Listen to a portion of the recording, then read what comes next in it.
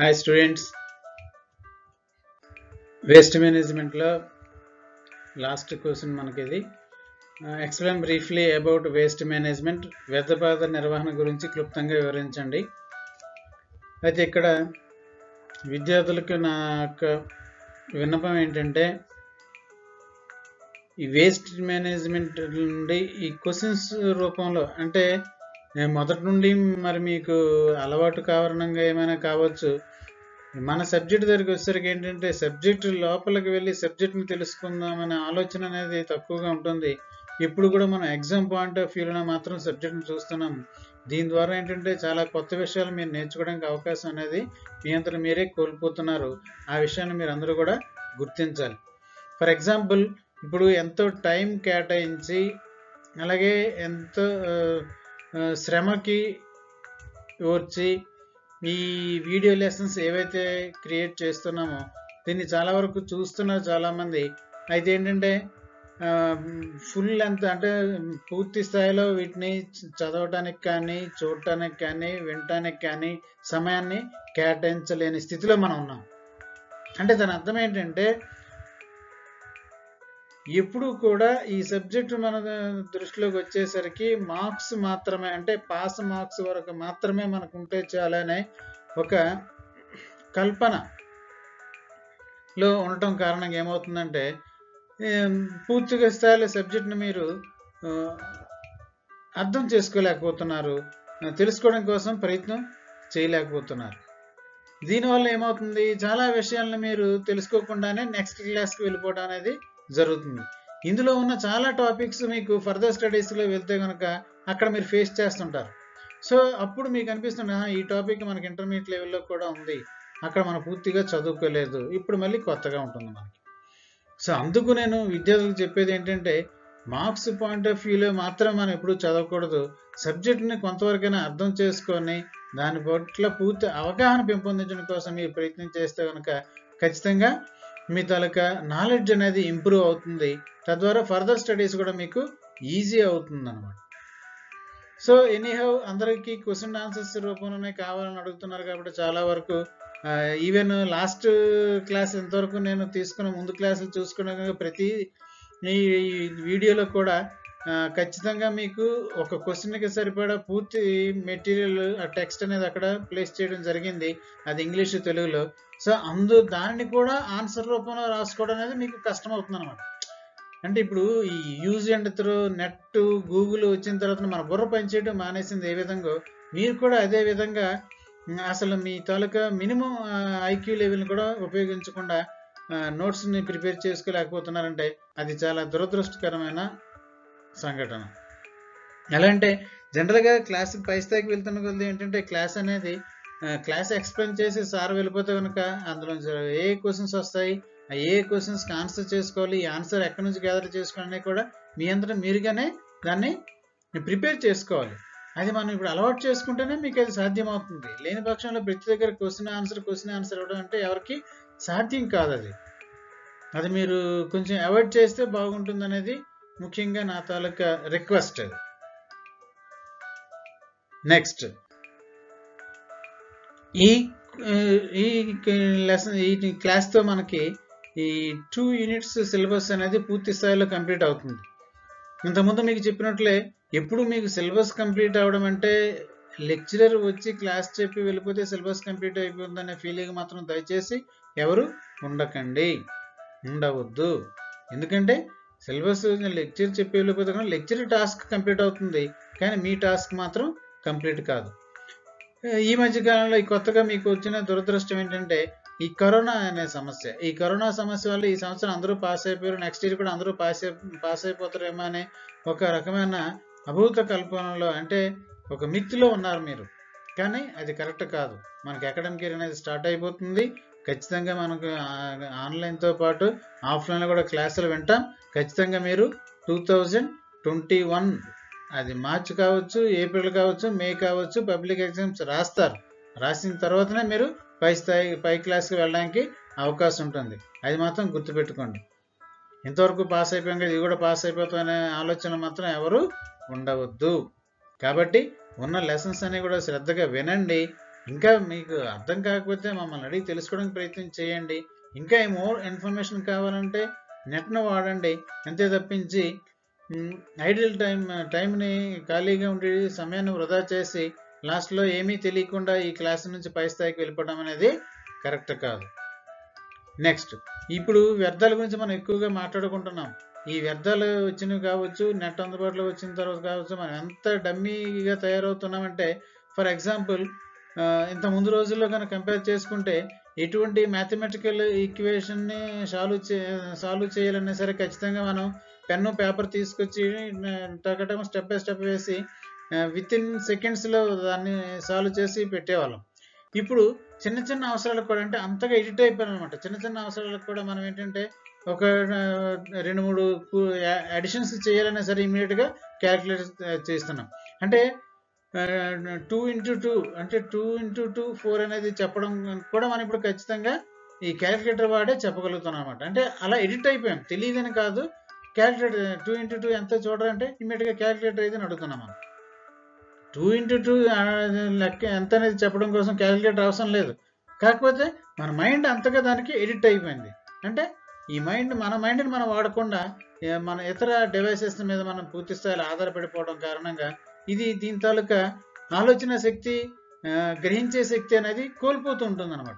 So ఆ విధంగా ఉండటం వల్లే మన తాలూకా సక్సెస్ రేట్ అనేది పడిపోతుంది. అది మీరు దయచేసి గుర్తించండి.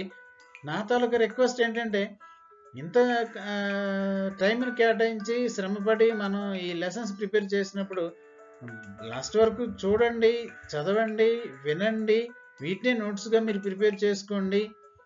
తద్వారా మీరు కొంత ఇన్ఫర్మేషన్ గ్యాదర్ చేయడం జరుగుతుంది. ఇన్ఫర్మేషన్ మీరు ఖచ్చితంగా మీ నాలెడ్జ్ని ఇంప్రూవ్ చేసుకోవడానికి కూడా అవకాశం ఉంటుంది. స్టూడెంట్గా ఉండేటప్పుడు మనం చేయలేకపోతే ఇంకెప్పుడు చేయగలుగుతాం చెప్పండి. సో ఇది బ్యాడ్ ఒక రకంగా మీకు స్టూడెంట్స్ పాయింట్ ఆఫ్ వ్యూలో కానీ ఆలోచిస్తే, సో నాకు తెలిసి మీరు ఇది రెక్టిఫై చేసుకోగలిగితే కనుక ఖచ్చితంగా మీరు సక్సెస్ అవ్వడానికి అవకాశం ఉంటుంది. ఎనీహౌ మన లాస్ట్ క్వశ్చన్కి వచ్చాము. సెకండ్ యూనిట్లో లాస్ట్ క్వశ్చన్. 50% ఆఫ్ సిలబస్ అనేది ఇక్కడతో మనకు కంప్లీట్ అవుతుంది. నెక్స్ట్ థర్డ్ యూనిట్ కూడా ఆల్రెడీ లెసన్స్ ప్రిపరేషన్ అనేది స్టార్ట్ చేశాము. నెక్స్ట్ మీకు అవి కూడా అందించడం జరుగుతుంది. Okay, right. Briefly about waste management, వ్యర్థ పదార్థాల నిర్వహణ గురించి క్లుప్తంగా వివరించండి. వ్యర్థ పదార్థ నిర్వహణ అంటే లాస్ట్ క్వశ్చన్ ఏంటి, మనం వివిధ రకాల వ్యర్థాల గురించి వివరించండి అని చెప్పుకున్నాము. వ్యర్థాలు మాత్రమే ఏంటనేది అక్కడ సైడ్ హెడ్డింగ్, గ్రామీణ వ్యర్థాలు, అందులో ఎటువంటి ఏ వ్యర్థ పదార్థాలు ఉంటాయి, పారిశ్రామిక వ్యర్థాలు, అందులో ఏ వ్యర్థ పదార్థాలు ఉంటాయి, మెడికల్ వేస్ట్, ఏ వ్యర్థాలు అందులో ఉంటాయి, ఈ వేస్ట్ అలా చదువుకొచ్చాం.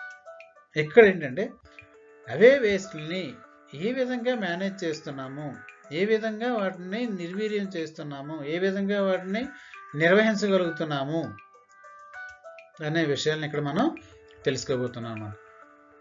సో వాడకానికి ఉపయోగపడని పనికిరాని ఏవైతే ఐటమ్స్ ఉన్నాయో మన ఉపయోగాన్ని, మన అవసరాన్ని తీర్చని వాటన్నిటి కూడా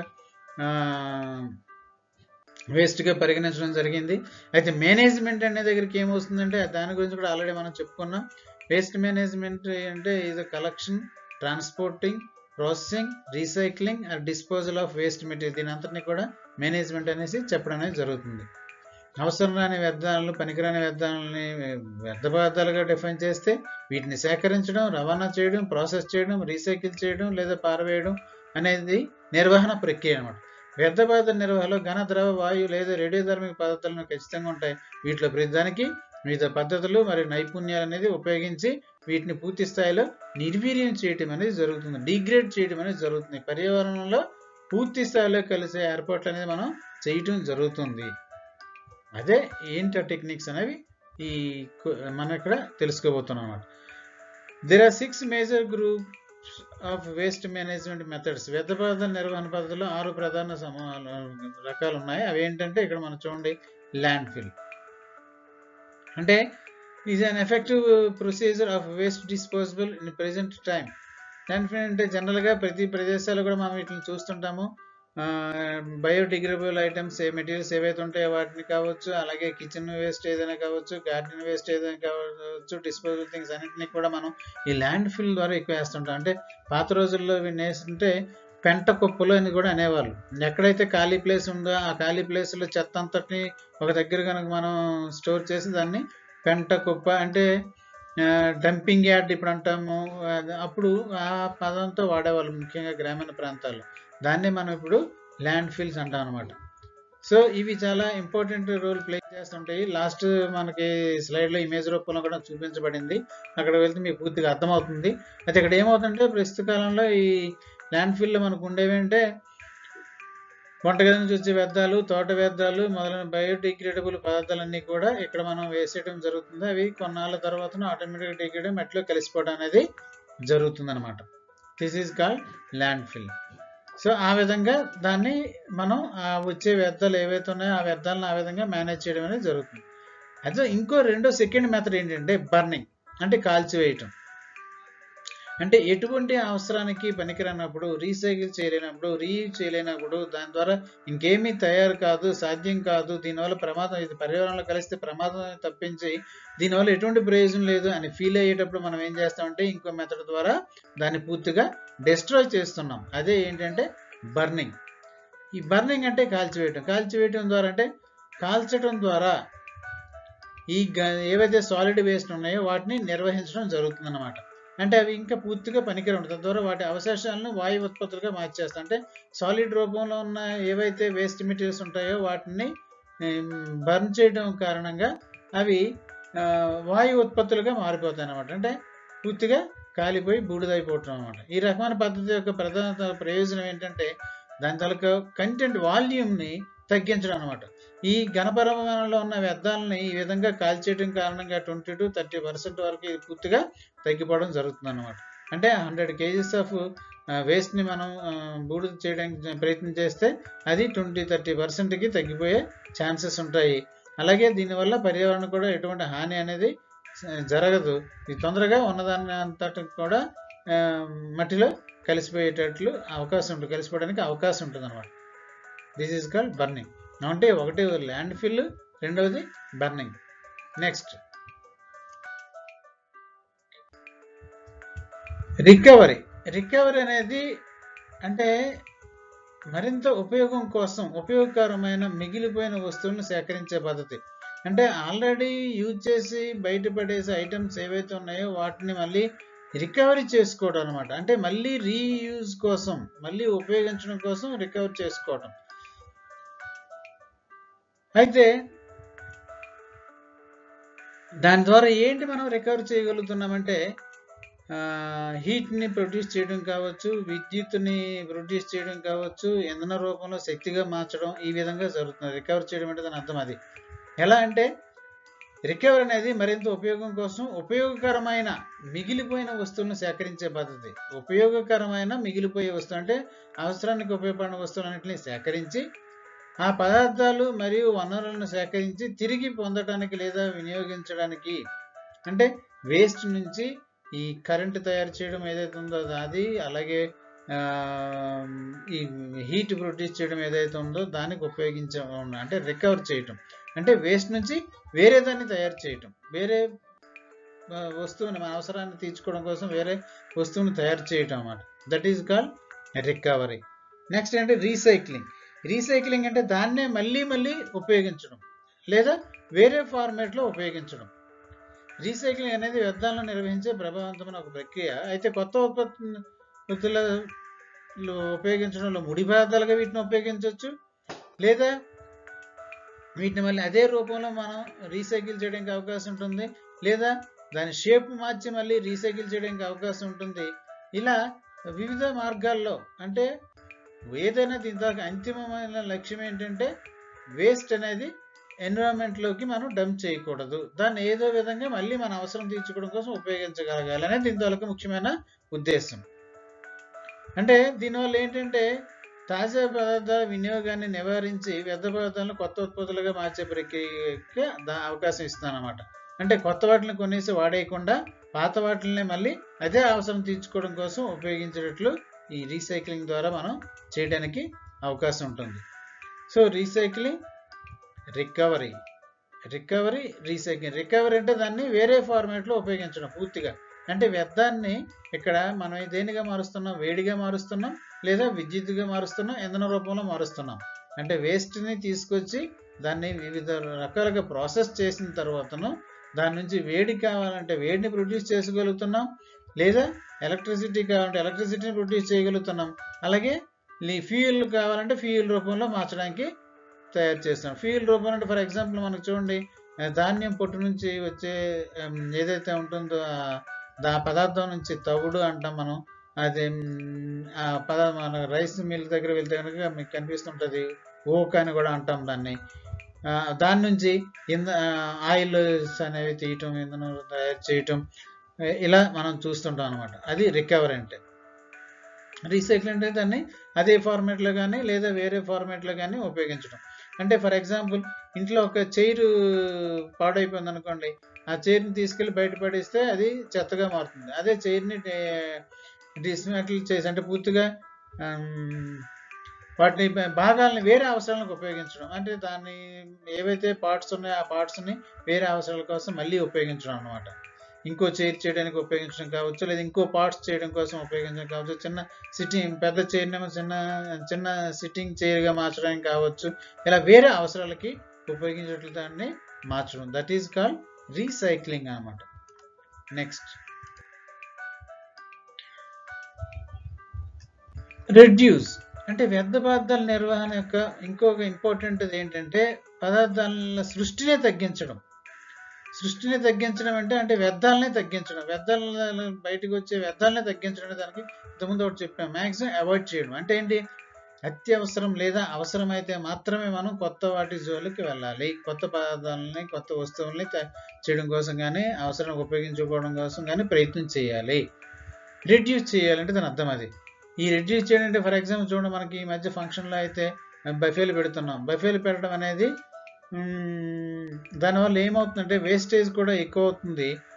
అంటే రిడ్యూస్ చేయాలంటే ఫర్ ఎగ్జాంపుల్ మనకి ఎంత నెంబర్ వస్తారో తెలియకుండా వాటిని మనం ఆర్డర్ ఇచ్చేయటం. వచ్చిన వాళ్ళు ఆ నెంబర్ ఫర్ ఎగ్జాంపుల్ మనం 500 ఇచ్చామనుకోండి, 10 years బేబీ కూడా అదే ప్లేట్ తీసుకుంటుంది, 60-50 years వాళ్ళు కూడా అదే ప్లేట్ తీసుకుంటారు. వాళ్ళ క్వాంటిటీలో తేడా ఉంటుంది. చివరికి అంతా కూడా సర్ప్లస్గా ఉండి మిగిలిపోయి మరుసటి రోజు చెత్త కుప్పల్లోకి కాలువల్లోకి పడేయడం జరుగుతుంది అనమాట. అందుకు అలా కాకుండా ప్లాన్డ్గా వేస్ట్ కాకుండా తగ్గించడం. మొదటగానే చక్కగా దాన్ని టెక్నికల్గా ఆలోచించి ఏ విధంగా తగ్గించుకోవాలి, రిడ్యూస్ చేసుకోవాలని. అలాగే అంటే కొత్త దానికి బదులుగా పాత పదార్థాలను రీసైకిల్ చేసుకోవడం కూడా తగ్గించుకోవడానికి వస్తుంది. ప్లాస్టిక్ సంచులు వంటి పునర్వినియోగపరచలేని ఉత్పత్తుల వాడకాన్ని నివారించడం, అలాగే సెకండ్ హ్యాండ్ వస్తువులను తిరిగి ఉపయోగించడం, ఇవన్నీ కూడా రిడ్యూస్ చేయడం అనమాట. అంటే బయట ప్రపంచం పర్యావరణంలోకి వ్యర్థ పదార్థాలు అనేవి చేరకుండా రిడ్యూస్ చేసే మార్గాలు. ఈ విధంగా కూడా మనం వేస్ట్ని మేనేజ్ చేయడానికి అవకాశం ఉంది. వేస్ట్ మేనేజ్మెంట్ అంటే దాని అర్థం అంటే వేస్ట్ని బయటికి రాకుండా తగ్గించే పద్ధతులు అందులోకి వస్తాయి. అలాగే వచ్చిన వేస్ట్ని నిర్వీర్యం చేయడం, డిగ్రేడ్ చేయడం పద్ధతులు కూడా అందులోకి వస్తాయి అన్నమాట. That is called waste management. Next composting. అంటే వేస్ట్ మేనేజ్మెంట్లో నాకు తెలిసినంత వరకు చాలా ఇంపార్టెంట్ మేజర్ టాపిక్ అనేది కంపోస్టింగ్. చాలా వరకు వచ్చే వ్యర్థ పదార్థాలలో కంపోస్ట్ రూపంలో కనుక దాన్ని మార్చగలిగితే కనుక ఈజీగా మళ్ళీ మనం దాన్ని మన అవసరం కోసం మనకి అవసరమైన పంట పొలాలకి వేసే ఎరువుగా, సేంద్రియ ఎరువుగా దాన్ని వాడవచ్చు, లేదా గార్డెన్లో పెంచే మొక్కలకి ఎరువుగా వాడుకోవచ్చు.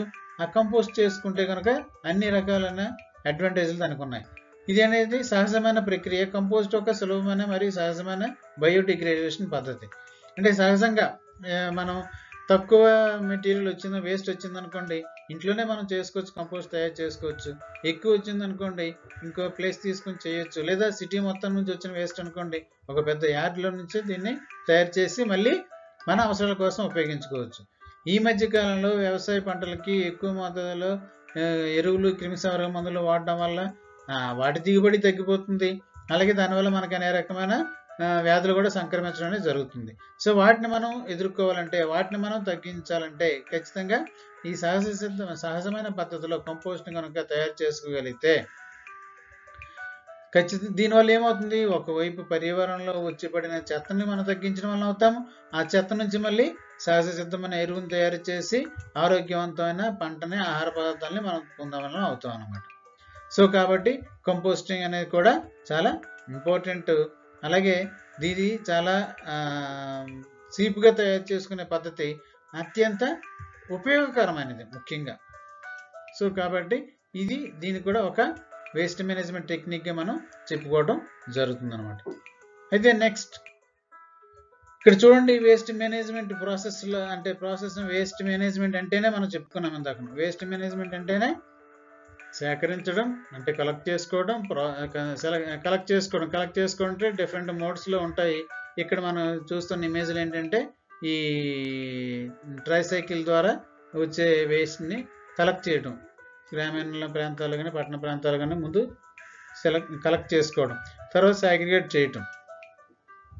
అంటే ప్లాస్టిక్ ఉంటే ప్లాస్టిక్, బ్యాగులు ఉంటే బ్యాగులు, వుడెన్ ఉంటే వుడెన్, ఇలా అక్కడ ఉన్న ఐటమ్స్ని బట్టి వీటిని సాగ్రిగేట్ చేసుకోవటం. సాగ్రిగేట్ చేసిన తర్వాత వాటి అవసరాన్ని మళ్ళీ అక్కడ సాగ్రిగేట్ చేసినప్పుడే రీసైకిల్ చేయగలిగితే రీసైకిల్ చేసుకోవడం, రీయూజ్ చేయగలిగితే రీయూజ్ చేయటం, లేదా రికవరీ చేయాలనుకుంటే రికవరీ చేయడం కోసం వాటిని పంపిస్తుంటాం అన్నమాట. అంటే దీని నుంచి వేరే పదార్థాలు తయారు చేయాలంటే రికవరీ పంపిస్తున్నాము, రీయూజ్ చేయాలన్నా సరే అలాగే చేస్తాం, రీసైకిల్ చేయాలన్నా సరే కేటగిరీ చేసిన తర్వాత సేకరణ చేసిన తర్వాత మనకి సాధ్యమవుతుంది.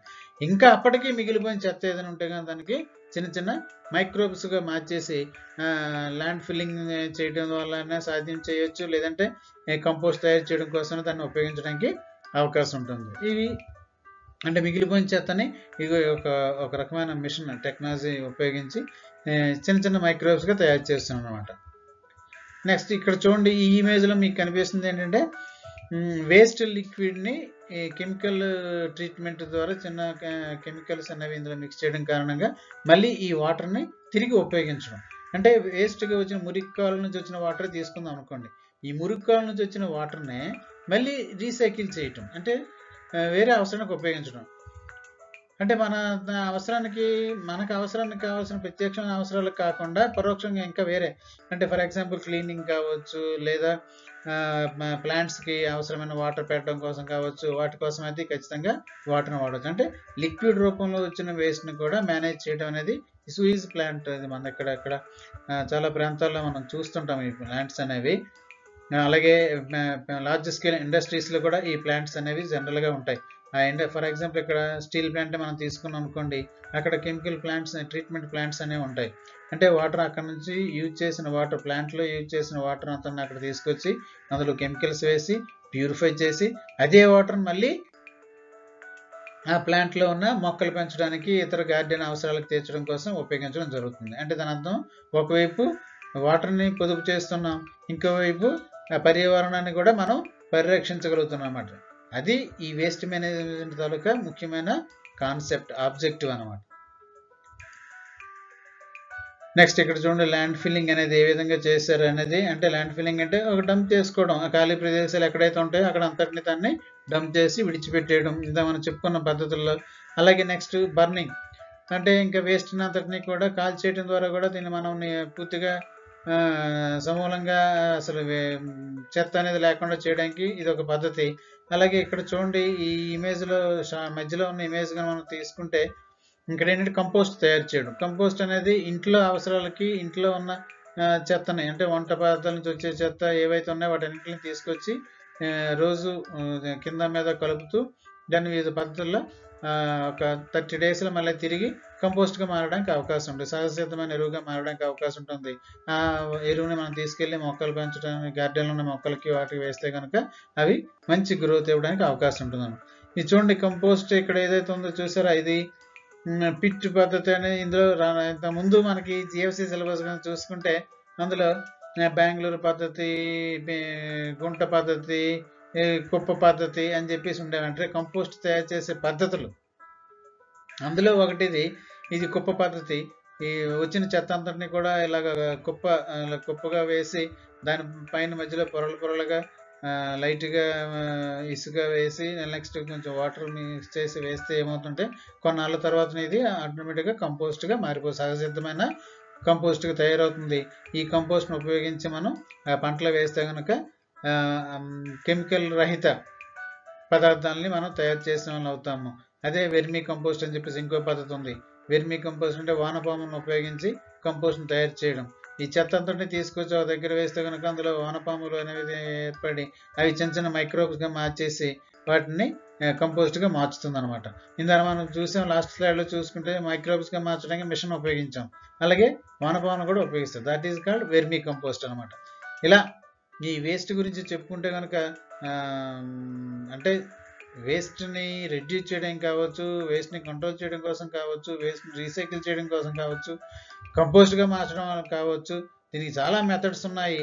ఈ మెథడ్స్ అన్నీ ఉపయోగించి మనం ఏదైనా సరే అల్టిమేట్గా పర్యావరణానికి దాంతోపాటు మనకి నష్టం జరగకుండా కోసం ఈ వేస్ట్ మేనేజ్మెంట్ అనే దాని గురించి ఇంకా తెలుసుకోవాలి, ఇంకా నేర్చుకోవాలి.